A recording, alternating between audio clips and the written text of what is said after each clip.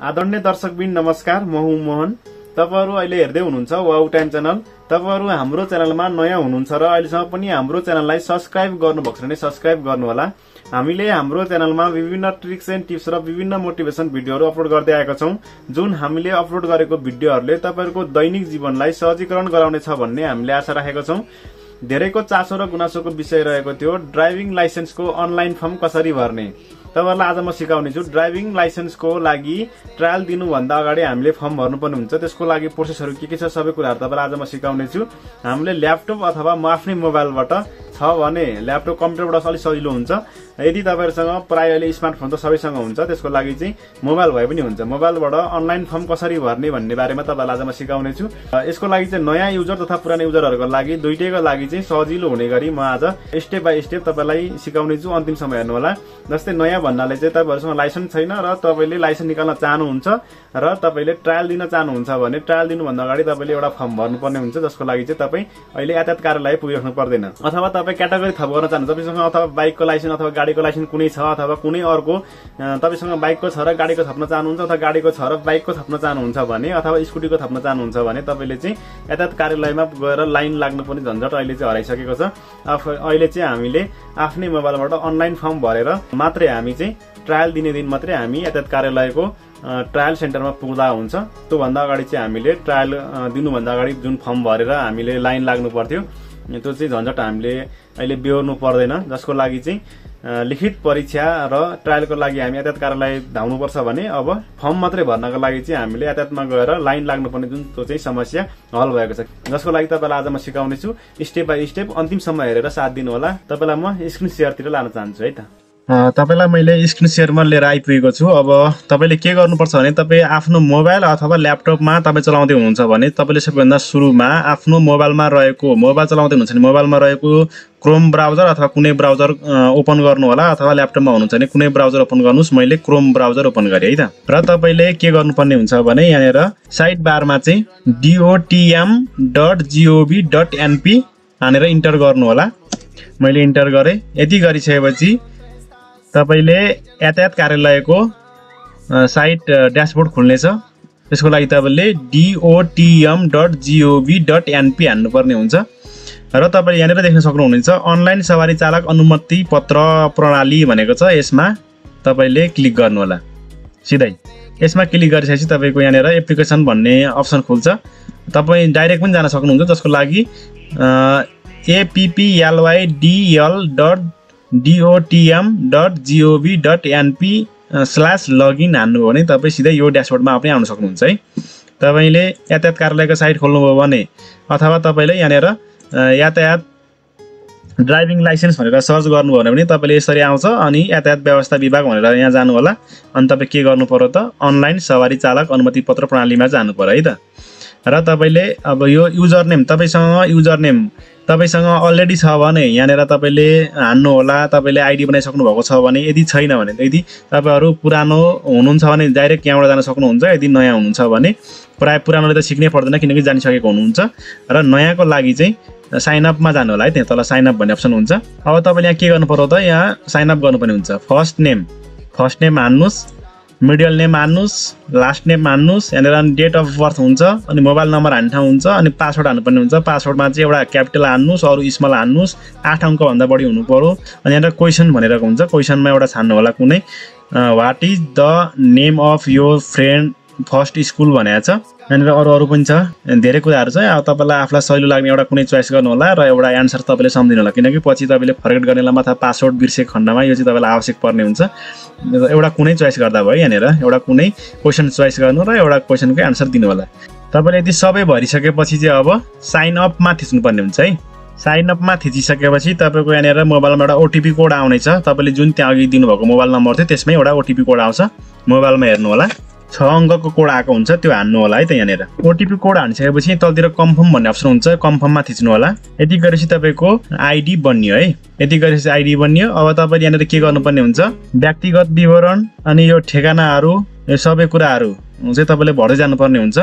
सबभन्दा सुरुमा तपाईले व्यक्तिगत विवरण भर्नु होला। यहाँ माथि तपाईको आफ्नो फर्स्ट नेम अघि हालिसकेको छ, यो अलरेडी भरेर आउँछ। मिडल नेम, लास्ट नेम हान्ने, अनि यहाँ देवनागरिकमा भनेको जुन नेपाली लेख्नुपर्ने हुन्छ नेपालीमा लेख्नु होला यहाँनिर। त्यसपछि तलतिर तपाईँको डेट अफ बर्थ आफै अटोमेटिक आउँछ, नो जेन्डर छान्नुपर्ने हुन्छ। अनि ब्लड ग्रुप पनि तपाईँले यहाँनिर राख्नुपर्ने हुन्छ। ब्लड ग्रुप तपाईँलाई थाहा छैन भने तपाईँले मेडिकलमा गएर ल्याबमा गएर तपाईँले ब्लड ग्रुप टेस्ट गराउनु होला। त्यहाँ चेक गराएपछि तपाईँको ब्लड ग्रुपको एउटा सर्टिफिकेट दिन्छ, त्यो त्यहाँ लेखेको हुन्छ तपाईँको कुन ग्रुप हो भनेर, आफ्नो जुन ग्रुप हो त्यही गर्नु होला है त। अनि पाएक पर्ने कार्यालय भर्नुपर्ने हुन्छ। अनि यहाँनिर तपाईँको छ अभिभावक विवरण भनेर बुवाको नाम, मम्मीको नाम, हजुरबाको नामहरू यिनीहरू हाल्नुपर्ने हुन्छ। यहाँनिर अब तपाईँले यहाँ जुन हाल्नुहुन्छ त्यसमा अगाडि सम्बन्ध राख्नुलाई के हो भनेर यहाँनिर सम्बन्ध छ, यहाँ रिलेसनसिप भनेर। अनि अन्य विवरणमा तपाईँको शिक्षा हाल्नु होला, एजुकेसन कति हो होइन। अकुपेसन तपाईँ के गर्नुहुन्छ त्यो राख्नु होला। कन्ट्री अब त्यही नेपाल हो, नेपाल सिधै हान्ने, नेपाल सर्च गरेपछि नेपाल आउँछ, नेपाल राख्ने। अनि तपाईँसँग अब यहाँनिर कुरा आउँछ, तपाईँसँग चालक अनुमति पत्र छ भनेर, ड्राइभिङ लाइसेन्स छ भनेर सोधेको हुन्छ। तपाईँसँग अब तपाईँ थप गर्न चाहनुहुन्छ भने यस गर्नु होला, यदि नयाँ लिँदै हुनुहुन्छ भने नो गर्नु होला। जस्तै मसँग छ यस गरेँ। यहाँनिर तपाईँलाई पाएक पर्ने कार्यालय भनेर सोधेको हुन्छ, विशेष गरी ध्यान दिनुपर्ने अर्को पनि यहाँनिर छ, नियर बाई अफिस भनेर, यातायात कार्यालयको अफिसको नाम छ यहाँनिर। तपाईँलाई अब कहाँनिर आवश्यक पर्छ त्यहाँको गर्नु होला। जस्तै मलाई लाहान नजिक पर्छ, लाहान भनेर म चाहिँ यहाँनिर चोइस गरेँ है त। यो माथिको सबै विवरण तपाईँले भरिसकेपछि सबमिटमा क्लिक गर्नु होला है। सबमिट भन्ने अप्सन छ यहाँनिर, यहाँ क्लिक गर्नु होला। अनि तपाईँले जुन यहाँ व्यक्तिगत विवरण राख्नुभएको हुन्छ त्यो सबै यहाँनिर यसरी भ्यू हुन्छ। यहाँ हेर्नुलाई एकचोटि मिस्टेक भएको भए क्यान्सल गरेर फेरि त्यहाँनिर सच्याउनु होला। ठिक छ भने तपाईँले यहाँनिर एग्रिमेन्टमा टिक लगाउनु होला। यहाँनिर टिक लगाएपछि यहाँ सबमिट भन्ने बटन सो हुन्छ, तपाईँले त्यसपछि यहाँनिर सबमिटमा फेरि क्लिक गर्नु होला। तपाईँले व्यक्तिगत विवरण हालिसकेपछि सबमिट गरिसकेपछि अब अर्को ड्यासबोर्ड आउनेछ, जुन ठेगाना एड्रेस भेरिफाई गर्ने ठाउँ। अब यहाँनिर तपाईँले के गर्नुपर्छ भने तपाईँको आफ्नो प्रदेश कुन हो त्यो छान्नु होला। मेरो 1 नम्बर प्रदेश छाने। त्यसपछि तपाईँको आफ्नो जिल्ला कुन हो त्यो छान्नु होला। त्यसपछि आफ्नो तपाईँको गाउँपालिका कुन हो त्यो छान्नु होला। अनि आफ्नो वडा नम्बर कुन हो त्यो छान्नु होला। अनि त्यसपछि तपाईँको आफ्नो बस्ने गाउँको ठाउँको नाम हान्नु होला। यहाँनिर सहर जस्तै मेरो ओखलढुङ्गा हो हाने। आफ्नो टोलको नाम के हो, टोलको नाम पनि हान्नु होला। यहाँनिर अर्को छ यहाँ टेम्पोररी एड्रेस भनेको तपाईँको नागरिकतामा भएको एड्रेस यहाँ मास्तिर हान्ने पर्मानेन्ट एड्रेसमा, र तलतिर चाहिँ अस्थायी ठेगानामा चाहिँ तपाईँ अन्यत्र बस्नुहुन्छ भन्ने तपाईँको अन्यत्रको राख्ने। जस्तै म चाहिँ यही मास्तिर पर्मानेन्ट जहाँ हो मेरो पनि, अस्थायी पनि त्यही हो, त्यही भएर एउटै भर्छु। यो माथिको सम्पूर्ण विवरण तपाईँले भरिसकेपछि फेरि सबमिटमा क्लिक गर्नु होला। यहाँ सबमिट भन्ने अप्सन छ, सबमिटमा क्लिक गर्नु होला है। अनि यहाँनिर तपाईँको एड्रेस डिटेल्सहरू सबै फेरि यहाँ सो गर्छ, सबै हेर्नु होला। ठिक छ भने यहाँनिर टिक गर्नुहोस् एग्रिमेन्टमा, र फेरि यहाँ सबमिट भन्ने बटन सो हुन्छ, अनि यहाँनिर क्लिक गर्नुहोस्। सबमिट गरिसकेपछि तपाईँको अर्को नागरिकताको जानकारी हाल्ने ठाउँ अर्को खुल्छ। तपाईँको आफ्नो नागरिकताको जानकारी हाल्ने, जस्तै तपाईँको नागरिकता नम्बर हाल्नुपर्ने हुन्छ यहाँनिर। अनि नागरिकताको किसिम कुन हो त्यो हाल्नु होला यहाँनिर। अनि जारी जिल्ला कुन हो, यो इस्यु भएको ठाउँ त्यो हाल्नु होला। जारी मिति हाल्नु होला, नागरिकताको पछाडिपट्टि हुन्छ। र तलतिर नागरिकताको फोटो हाल्नुपर्ने हुन्छ। जस्तै अर्को फ्रन्ट साइडको अगाडिको र पछाडिपट्टि ब्याक साइडको दुइटै यहाँ तपाईँले स्क्यान गर्नुपर्ने हुन्छ। तपाईँसँग मोबाइल छ भने मोबाइलबाट सानो साइजमा खिच्नु होला फोटो। 1 MB भन्दा तलको साइज हुनुपर्ने हुन्छ, त्योभन्दा ठुलो यसले सपोर्ट गर्दैन। अगाडि र पछाडि दुईपट्टिकै खिच्नु होला। तपाईँ यदि ल्यापटपबाट तपाईँ भर्दै हुनुहुन्छ भने मोबाइलबाट खिचेर सार्दा पनि भयो, अथवा तपाईँसँग प्रिन्टरहरू छ भने अथवा स्क्यानर छ भने स्क्यानर गर्दा पनि हुन्छ। मैले स्क्यान गरेर राखेको छु, त्यो यहाँ अपलोड गर्छु। चोइस फाइलमा क्लिक गर्ने, आफूले कहाँ राखेको छ त्यहाँबाट ट्याक्क चोइस गर्ने अनि सबमिट गरिदिने है त। यहाँनिर टिक लगाउनु होला, सबमिट गरिदिनु। अब यहाँनिर नागरिकता अतिरिक्त जानकारी भनेर आउँछ। यहाँनिर तपाईँले प्रदेश छान्नुपर्ने हुन्छ, अघि हामीले पनि भरेका थियौँ त्यस्तै फेरि पनि भर्नुपर्ने हुन्छ। आफ्नो यहाँ प्रदेश छान्नुहोस्, जिल्ला छान्नुहोस्, गाउँपालिका छान्नुहोस्, वडा नम्बर छान्नुहोस्, सिटिज छान्नुहोस्, टोल लेख्नु होला आफ्नो गाउँको नाम। अलिक तलतिर गएपछि तपाईँको यहाँ 3 पुस्ते विवरण भन्ने हुन्छ। यहाँनिर बाजेको नाम राख्नु होला, हजुरबाको नाम। यतापट्टि फादर्स नेम, तलतिर मम्मीको नाम, मदर्स नेम। तपाईँ विवाहित हुनुहुन्छ भने श्रीमान अथवा श्रीमतीको नाम लेख्नु होला। सबै कुरा भरिसकेपछि तपाईँले यहाँ सबमिटमा फेरि क्लिक गर्नु होला। सबमिटमा क्लिक गरेपछि यहाँनिर तपाईँको यही सो हुन्छ डिटेल्स, हेर्नुहोस्। ठिक छ भने यहाँ टिक लगाउने र फेरि सबमिट गर्ने। हामीले जुन अहिले सरासर भरेको भनेको यो व्यक्तिगत विवरण, ठेगाना, नागरिकताको विवरण, अनि यो आवेदन क्याटेगोरी कुन हो, मोबाइल नम्बर हामीले अघि नै भेरिफाई गरिसक्यौँ। अनि तपाईँसँग राजधानी पासपोर्ट छ भने यहाँनिर तपाईँले हाल्दा हुन्छ, यदि छ भने नहाल्दा पनि हुन्छ। मसँग छ र पनि हाल्दिनँ। अब यहाँ तपाईँ केमा जाने, चालक अनुमति पत्रको जाने डिटेल्समा, विवरणमा। तपाईँले थपको लागि, जस्तै अहिले मसँग लाइसेन्स छ भनेको थियो, थपको लागि हुँदाखेरि चाहिँ तपाईँले आफ्नो लाइसेन्सको सम्पूर्ण कुरा यहाँ हाल्नुपर्ने हुन्छ। माथिको सबै कुरा भरिसकेपछि अनि सबमिट गर्नुहोस्। सबमिट गरिसकेपछि तपाईँको यहाँनिर सबै कुराहरू देखाउँछ, सो गर्छ। यहाँनिर टिक लगाउनुहोस् एग्रिमेन्टमा र सबमिट गर्नुहोस् है त। अब लाइसेन्सको डिटेल्स हालिसकेपछि हामीले के गर्नु पर्यो त, अब यहाँनिर थप क्याटेगोरीमा जानु पर्यो। थप क्याटेगोरीमा गएर क्लिक गर्ने, यहाँनिर एग्रिमेन्टमा क्लिक गर्ने, नेक्स्ट गर्ने। जस्तै मैले तपाईँलाई सिकाउनको लागि बीमा टिक लगाएको थिएँ, अब यहाँ सो गरेको छैन बी।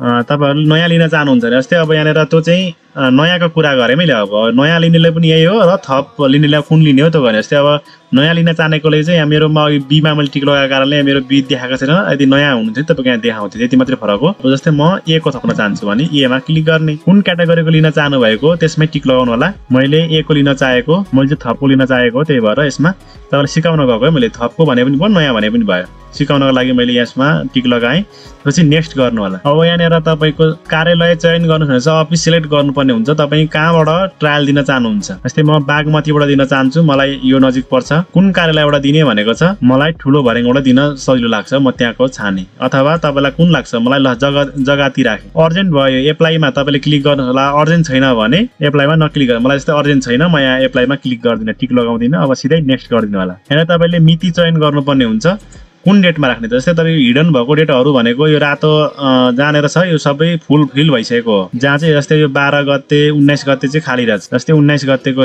लागि हेरौँ ए सो भएको हुन्छ अरू हिडन भएको हुन्छ यस्तो जहाँ सो हुन्छ त्यसमा आफूले राख्ने र आफूलाई पाएको पर्ने डेट राख्ने र एप्लाई गर्ने हो यसरी अप्लाई गर्दाखेरि तपाईँको लिएन चयन गरिएको डेटमा चाहिँ सिट खाली छैन भनेर आयो भने तपाईँले मैले चाहिँ रातिको समयमा ट्राई गरेको थिएँ भएर भोलिपल्ट तपाईँले अफिस टाइममा ट्राई गर्नु है त मैले हिजो यो फर्म फिलअप गर्दै गर्दाखेरि यहाँनिर लिइराखेको थिएन किनकि मैले रातिको समयमा ट्राई गरिरहेको थिएँ तपाईँहरूलाई पनि त्यस्तै प्रब्लम भयो भनेदेखि भोलिपल्ट तपाईँको मोबाइलमा यो एक किसिमको एउटा मेसेज आएको हुन्छ त्यहाँनिर युजर नेम हुन्छ र तपाईँले राख्नुभएको पासवर्ड फिलिङ गर्नुहोस् र तपाईँले फेरि लगइन गर्नुहोस् जुन तपाईँलाई मैले यहाँ डिस्प्ले गरिदिएको छु यो मोबाइलमा आएको एसएमएस हो यस्तो हुन्छ यहाँनिर युजर नेम कोडमा आएको हुन्छ त्यो युज गरेर तपाईँले लगइन गर्नु पर्यो लगइन गरिसकेपछि यो खालको ड्यासबोर्ड आउँछ यो खालको ड्यासबोर्ड आइसक्यो तपाईँले के गर्नु पर्यो फेरि यहाँ तपाईँले एप्लाई ड्राइभिङ लाइसेन्स भन्नेमा तपाईँले यहाँ क्लिक गर्नु पर्यो नेक्स्ट डे है अफिस टाइममा गर्नु होला मैले आज 8 बजे लगभग 9 बजे लागिसकेको छ 9 बजेतिर ट्राई गरेपछि यहाँनिर फेरि हेर्नु होला है त अब